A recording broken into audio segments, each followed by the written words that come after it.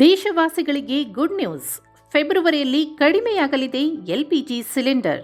ವಿತ್ತ ಸಚಿವೆ ನಿರ್ಮಲಾ ಸೀತಾರಾಮನ್ ಫೆಬ್ರವರಿ 1ರಂದು ಮಂಡನೆ ಮಾಡಲಿರುವ ಕೇಂದ್ರದ ಬಜೆಟ್ನತ್ತ ಎಲ್ಲರ ಚಿತ್ತ ನೆಟ್ಟಿದೆ. ಅದರಲ್ಲಿಯೂ ಪ್ರಮುಖವಾಗಿ ಕೇಂದ್ರ ಬಜೆಟ್ನಲ್ಲಿ ಹಲವು ಉಡುಗೊರೆಗಳು ದೇಶದ ಜನರಿಗೆ ಸಿಗಲಿವೆ. ಈ ನಡುವೆ ಎಲ್ಪಿಜಿ ಸಿಲಿಂಡರ್ ದರ ಕಡಿತಗೊಳಿಸುವ ಪ್ರಸ್ತಾವನೆ ಕೇಂದ್ರ ಸರ್ಕಾರದ ಮುಂದಿದೆ. ಈ ಮೂಲಕ ಮಹಿಳೆಯರ ಮನ ಗೆಲ್ಲಲು ನಿರ್ಮಲಾ ಸೀತಾರಾಮನ್ ಪ್ಲಾನ್ ಹಾಕಿಕೊಂಡಿದ್ದಾರೆ. ಖರ್ಚು ವೆಚ್ಚ ದುಬಾರಿಯಾದ ಕಾರಣ ಮಧ್ಯಮ ವರ್ಗವು ಚಿಂತಾಕ್ರಾಂತವಾಗಿದೆ.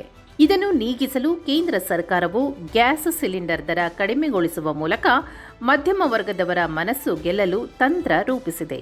ಮಾತ್ರವಲ್ಲ, ಈ ಘೋಷಣೆಯೇ ಪ್ರಮುಖ ವಿಚಾರ ಆಗಬಹುದು ಎಂದು ಹೇಳಲಾಗುತ್ತಿದೆ.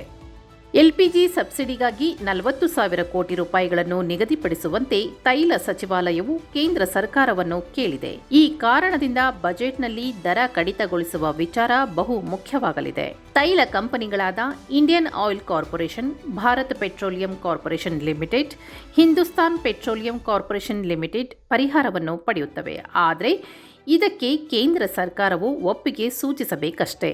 ಗೃಹ ಬಳಕೆಯ ಎಲ್ಪಿಜಿ ಸಿಲಿಂಡರ್ ಬೆಲೆಯಲ್ಲಿ ಇಳಿಕೆಯಾಗುವ ಸಾಧ್ಯತೆ ಹೆಚ್ಚಿದೆ.